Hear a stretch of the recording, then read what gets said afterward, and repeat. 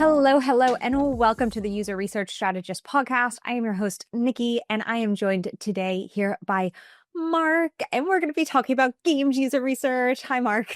Hey, Nikki, how you doing? I am so excited to be chatting about this topic today as an avid games lover. So I am really happy to have you on. Very excited to be here. Love talking about games user research whenever the opportunity arises.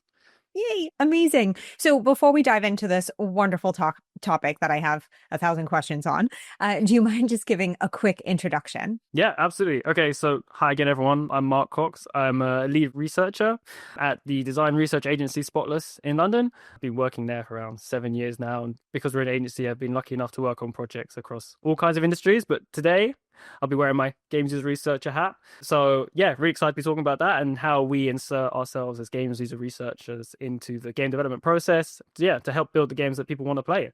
And yeah, super excited to be talking about this topic with you today because I know you love video games. We've been talking a little bit. You said already about Pokemon, Zelda. Yeah. I've wasted. I'm so scared now to look at my time played because you can do that on World of Warcraft. You can do like time played. Yeah. Hey, it's not wasted. I always think about this. I must think like what my mom would have thought about me playing these games. I'm like, well, I've got a job in it now. So yeah, it's like that whole thing where it's like, you know what? All of those games paid off because now I have a job in this space. Yeah, I wish my mom listened to that. And I wish I had a job in games user research because that would be a very different vibe then.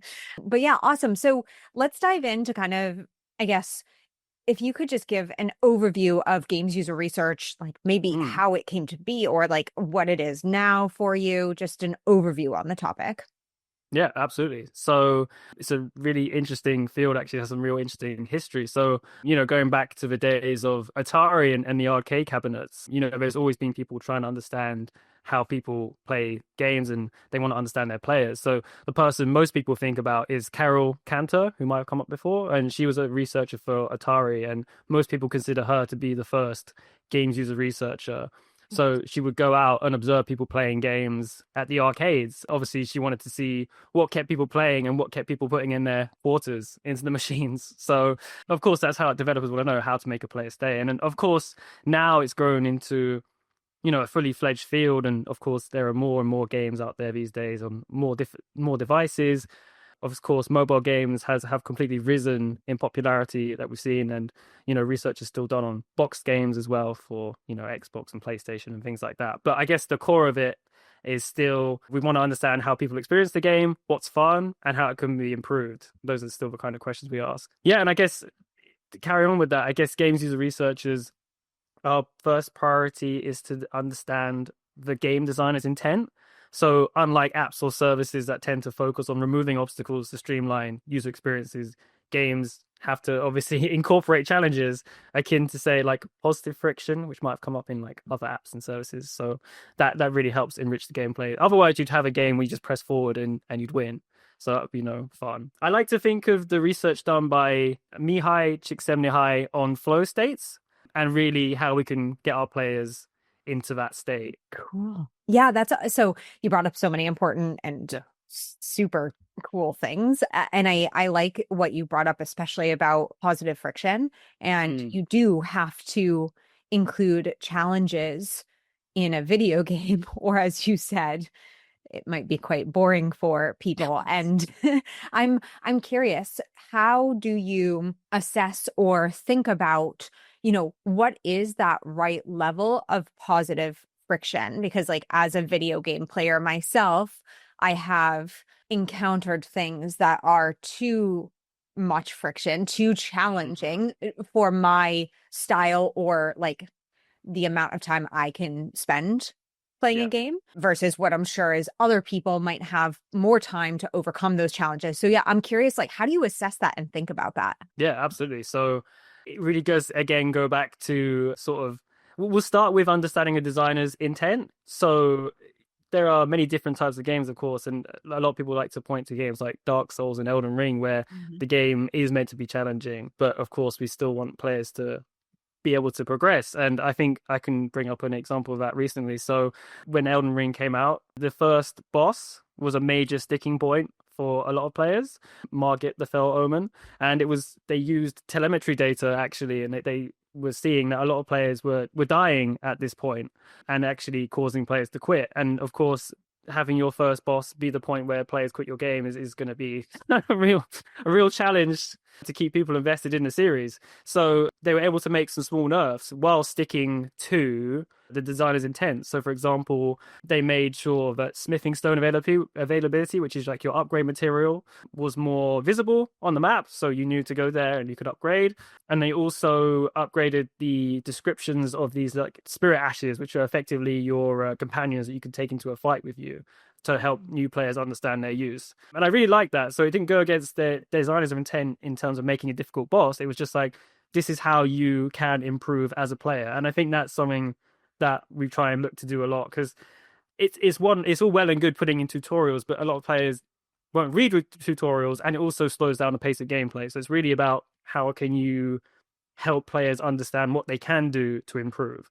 I think I like never have gone through a tutorial. I'm just right. How do I get out of this experience as fast as humanly possible?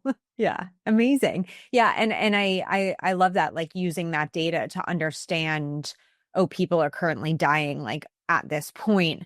And as you said, this is not a good place for them to feel that like challenge, maybe later on when they're more invested.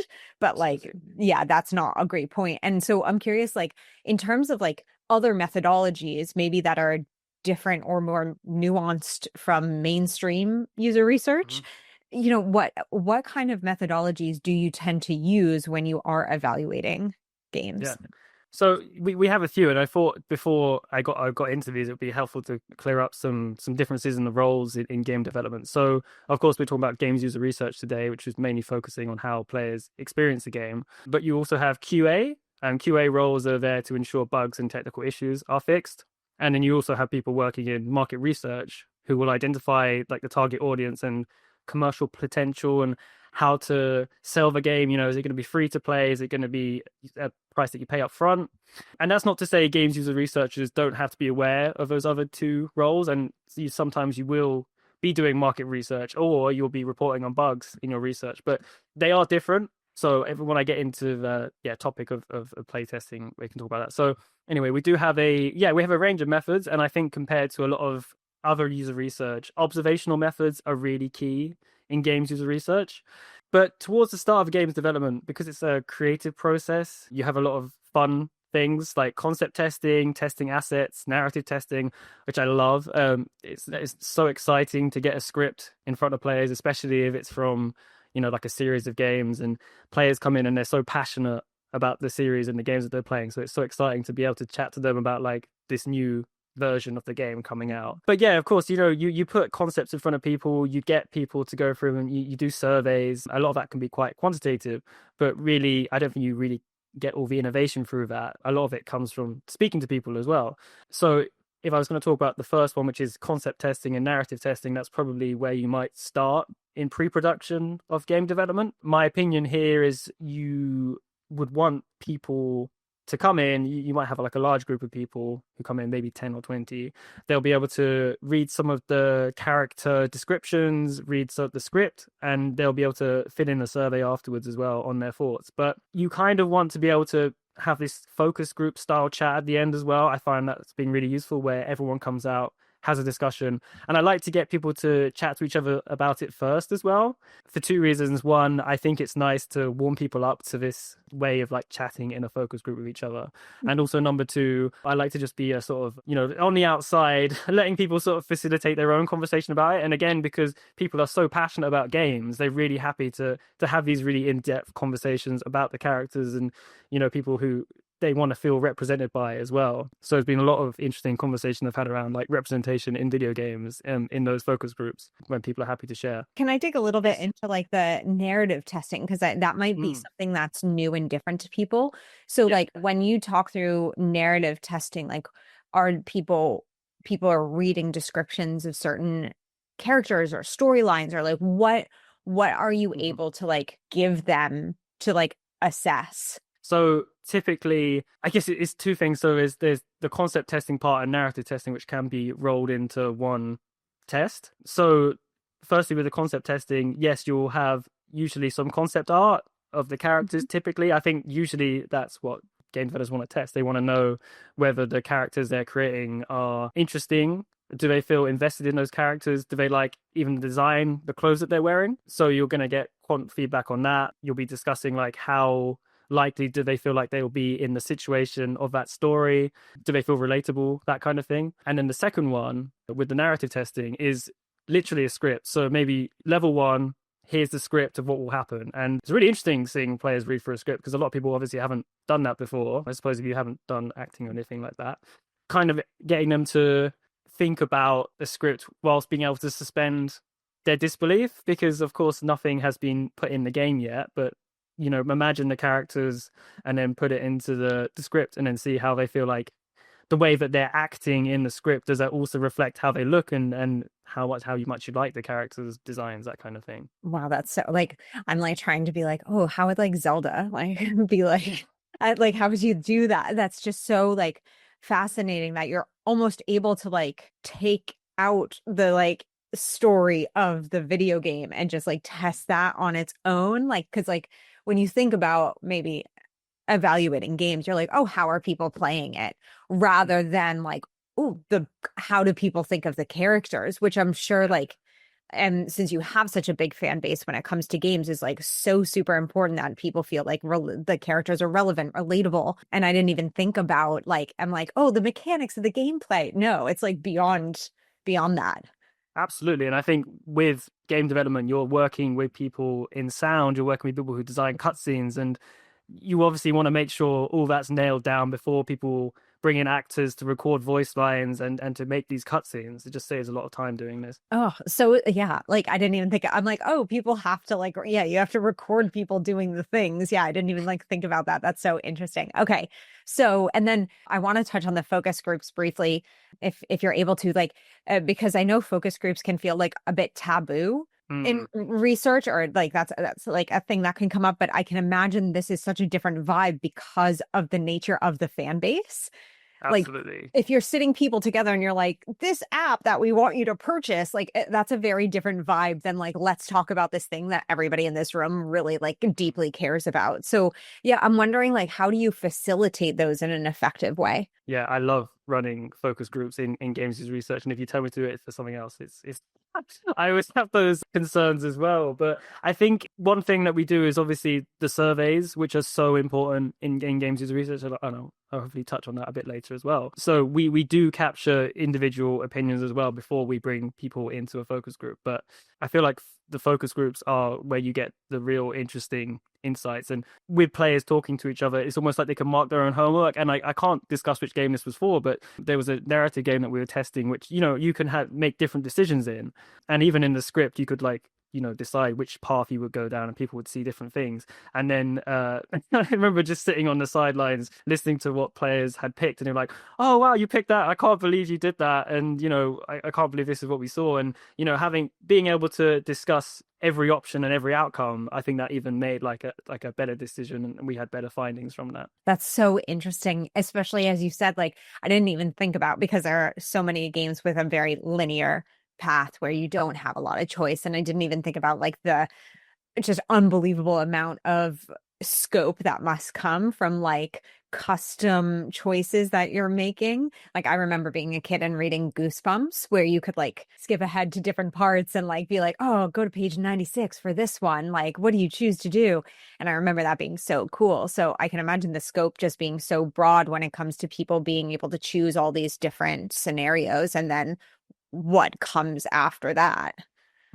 Yeah, exactly. Obviously focus groups have their issues, but again, use them wisely, caveat when you need to, but I think they work well here.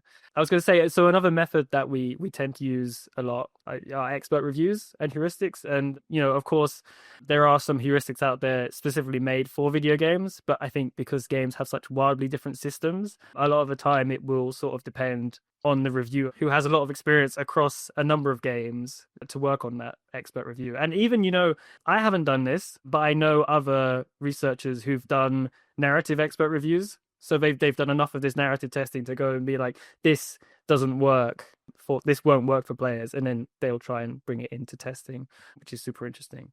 Do you want to get all of your user research questions answered all while hanging out on your couch in sweatpants. No need to join any live webinars and hope that your question gets answered. No need to Google a million different things and sift through some scattered advice that you don't really know is valid or reliable. Not anymore. I know it sounds too good to be true, but I promise it isn't, because if you become a paid Substack subscriber, you get access immediately to a community filled with user researchers that I am in every single day answering questions. Not only can you hang out on your couch, feel less alone as a user researcher, and get all of your questions answered, not only by an expert, but by a bunch of other user researchers with amazing perspectives and experience, you can do all of that on your couch in sweatpants, and I will be alongside there with you every step of the way. So join my paid Substack, get immediate access, and we can relax together solving all of your user research problems. See you there. I kind of haven't covered the main thing that we do. So the most common method is playtesting, and playtesting isn't going to be unfamiliar for anyone working in games. So I think even if you don't have a games user researcher in your team, you are doing playtesting, because of course you want to bring players in and observe them while they're playing. So the main thing we're looking for is like where they're confused, where they seem to be having fun, or any usabilities that we spot. And playtesting is done at different stages of the game development. So again, that point around asking participants to spend their disbelief is important, because the cutscenes will be a bit funky. Some of the voice lines will be done and some not. So I always find it quite funny when there's some speech to text going on, but at the same time, when some voice lines are being recorded, and players always find that quite funny as well. But if they can suspend their disbelief, they can play the game. And broadly, when we're doing play testing, we're doing it for two reasons. There's appeal testing, and there's usability testing. So a bit different to other UX we do. And in this climate where there's been a lot of shutdowns of studios and things like that, and games releasing like Concord and not doing well with players, games are constantly being evaluated to see if they're resonating with players. And I guess we're asking mainly, like, do players actually want to play this game? It's measuring if the features in the game are attractive or the concept is. And that's where the job feels a bit more like market research, as I was saying earlier. Like, you do need to be aware of these things as well. But often with appeal testing, you'll see that usability issues are things that are hampering the enjoyment of the game. So, it kind of, are you enjoying the game? No. So that's appeal, but there's also the usability issue behind that. So that's where the job really comes in. We have eye tracking going on as well, which is like particularly helpful, but we do it in a lightweight kind of way. Like, we wouldn't go back and do sort of in-depth eye tracking regularly. But if you're noticing players aren't noticing a certain pop-up that comes up, which has some useful information in, maybe then in an interview afterward, you can ask them, like, did they notice this thing? And if they said they didn't, well, you can be like, well, I also saw that this isn't being noticed by players, that their eyes aren't going to it. So that's a really powerful tool that we can give to developers. Yeah, wow, that's so fascinating, because like eye tracking, I feel like fell out of popularity when it comes to like more general user research, right? Because people were like, oh, I'm not sure like how valid that actually is, but I can see it being so extremely valuable for this particular use case. So I love just being like, we have focus groups, we have eye tracking, like, remember the context and remember that it's like, for games user research, like, these things are helpful because of the situation. Exactly. Yeah. I mean, and then of course, a lot of games these days have meta progression systems, and that can be tricky to test in a day. So it's great to have players coming back over 2 or 3 days to see if those systems where they kind of get this in-game currency over across a number of days, they can see what they can spend it on, and do they like the features that they get from that. We've also done diary studies, particularly with mobile games. There are these games called SLG games. I think they're simulated life games, where it's the kind of ones where you might build a city, you put resources into it, and that was done over a couple of weeks. And it's kind of a bit of a discovery as well, because you're understanding when people play the games, where they're playing the games, when they decide to spend money or not, which I really love those studies, where it's a bit more like, how does this game also fit into people's lives, not just when they're playing it. Yeah, I guess it gives you like a really, really nice context of like, okay, I'm in line at the grocery store and I can plant some like corn in my farm. Oh, yeah, bring back Farmville. That was a great game. Oh my God, I miss Farmville so much. I remember all my on Facebook, it has your memories. I go back and I see so many of my statuses like, I need avocados. Yeah. I need this on Farmville. For that, yeah, good times.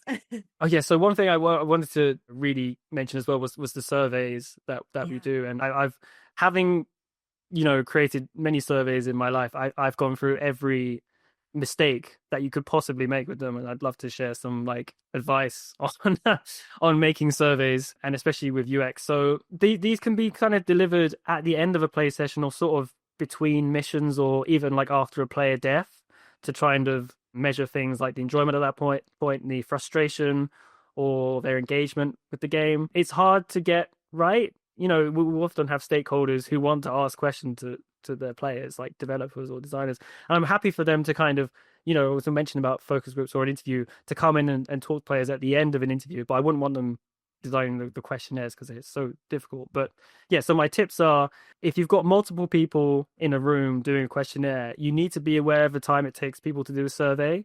If you have any amount of open questions on there, you definitely need to set some expectations about how much people should be typing in. It's good to remind people that it's a test environment. So, it's a test environment. We need to have enough time for you to play the game, etc. It's not to rush people unnecessarily, but just to set some expectations. Some people aren't there writing an essay, which, again, people are very passionate, and you do find people want to write a lot about the characters or the concepts and things like that. And again, if you want time for a discussion after a survey, definitely consider limiting the open questions that you have, and then leaving that for the discussion afterwards. And again, if you're doing multi-seat play testing or multiplayer testing, if one person finishes before everyone else, they'll just be sitting there because the test can't continue until everyone does. So it's another thing where you want people roughly to be able to work at a similar pace. If you're using clever research tools like Qualtrics, don't rely on that to kind of pull through answers or names of sections correctly. You need to test it or spend a bit more time coding it yourself. And don't try and update a survey on the fly. Making survey updates on the fly, I think, is always more likely going to mess it up. And when you're in a room with 20 people, if you have to go around to almost each 20 of them and tell them, there's a particular question, you need to press here to skip it, or everyone has to click this one, it just becomes real difficult. So that's my advice on surveys. Yeah. But they are really important. And they're so, as you say, they're really important, but they are so tricky. They're like, what I think, like, for all of the times where like stakeholders are like, just run a survey. Oh, it's so easy. It's a survey. I'm like, it's actually probably one of the hardest methods.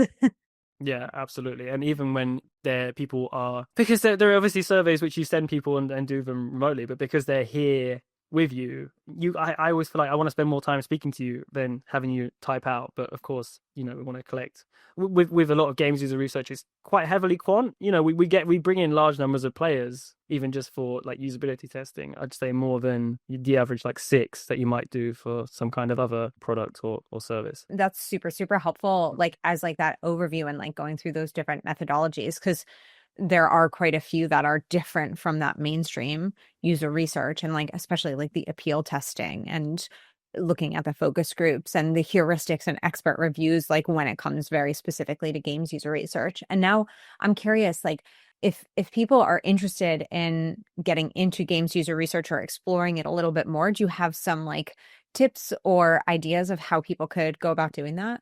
Yeah, I get this question a lot, and I've got 2 caveats before we get into it. I'd say number one, there aren't too many games user research jobs out there, and they're very localized in larger cities. So I guess you'd have to be prepared to be in one of those larger cities. As I guess at the moment, the safest way of keeping games under wraps is having people come in to the lab and test them there rather than doing it sort of streamed out remotely. And then number two, it's an industry full of really passionate people. So it's likely you'll be paid less than other areas in UX. But if you're happy with that, then I've got tons of suggestions, really. So there are some amazing resources out there. So first, I'd have to shout out Steve Bromley, who's probably done the most for games user research. He's got a website, training courses, a book, and he's done a couple now, actually, which are all great for those wanting to start out there. To name a few others, John Hobson, who's also got a book on games user research. Ameliane Chasson, I think I'm saying that right. She's an accessibility specialist. And Caitlin Jones, who's, again, a games user research accessibility specialist at Xbox. And there's also a book just called Games User Research by Anders Draken. It's a little bit more academic than the other ones, but it's still definitely worth a read. And researchers, there's a lot of communities out there. So there's a network, there's the User Research Special Interest Group. You can search that on Google, and there's a Discord there. There's always some great conversations going on there. If anyone has any research troubles, they tend to put in there, and one of the other researchers will come back and give some advice. And there's also a mentorship scheme through there. So if you're interested in getting into games user research, there are mentors out there who are happy to help you upskill, learn who to speak to. And obviously, because I work at an agency and we do hire games user researchers, I think for me, one thing that I look out for is people who have experience of working with game developers or in a multidisciplinary team. So can you reach out to any games teams in your city or your town to help them with playtests? It's like a great place to start. There's a Reddit community called Play My Game, and they're all a bunch of developers who want people to start playing their game and getting feedback. So it's possible to link in with them, see if you can help them run a playtest and show how you would translate those findings into insights for the team. Anyone who can do that is a real winner in my book. That last one was like a fantastic kind of bridge gap. So it's like, oh, well, I don't have any experience directly working with game developers or in games user research, but yeah, here are all the ways that you could get that experience. And I remember very fondly, like one of my first portfolio pieces of my personal portfolio before I got into UX seriously was on World of Warcraft, and me like talking to all my World of Warcraft buddies about the app. And like, so there are ways that you can go about getting this experience without having the distinct job title or working in the industry necessarily. But that's awesome advice. Thank you. Of course. Yeah. I think most people who have some background in research can transfer that. There are some like definitely specific skills that you need to know, and but they're not, if you're into gaming culture and you understand the devices that they're all connected with as well, because of course you've got Discord, you've got PlayStation, you've got the way these games are hosted on. It's also important to understand the background there, but you can definitely transition into it. Yeah. Amazing. Well, Mark, thank you so much. We're actually like at the end of our time. It literally flew by so quickly, but I appreciate it so much. I do have one final question for you, and it might be a really tough one. Do you have a favorite video game? Can I give you two? So Bloodborne, I love the story, I love the background, I love the whole environment, the whole vibe of that game. I love, but I don't play it so often because it's a difficult one. But generally, favorite right now has to be Tekken. I just love how easy it is to pick up and play, and in the office we're constantly just playing it after work. A lot of fun. What about yourself? World of Warcraft. Yeah, not gonna lie, like that is the thing, but it's really hard as a casual player because you just get like, if there's like anybody who, everybody's better than me, right? Because I just like, I don't have the time to like get all the cool new gear, and so I'm like, I literally play Pokemon in World of Warcraft because I like to play with all the pets. Like, oh yeah, you've had that now. Yeah, so cool. Yeah, so I'm like, how do I translate this? But yeah, I'd say that's one of my favorite, and I'm getting back into like the new Zeldas because I was like, I'm really stuck on like N60. I have a Nintendo 64 and I have Game Boy Colors. Yeah, I know. And I still play like with those, but I'm getting into like the new Zelda and yeah, seeing where that takes me. The open world concepts are so interesting. Yeah, I mean, it's a whole other thing. There's so much to talk about. Yeah. Yeah. Amazing. Well, Mark, thank you so much. There's so much in there, and I'm just so excited to share this because it's such a niche that a lot of people do ask about and maybe don't even think about as a possibility. So thank you so much for sharing your knowledge. Of course. Yeah. Thanks very much for having me on. And if anyone wants to reach out on LinkedIn and chat about this more, feel free to let me know. Send me a message. Cool. Perfect. Awesome. All right. And thank you to everybody that was listening today. I really appreciate it. And we'll talk soon.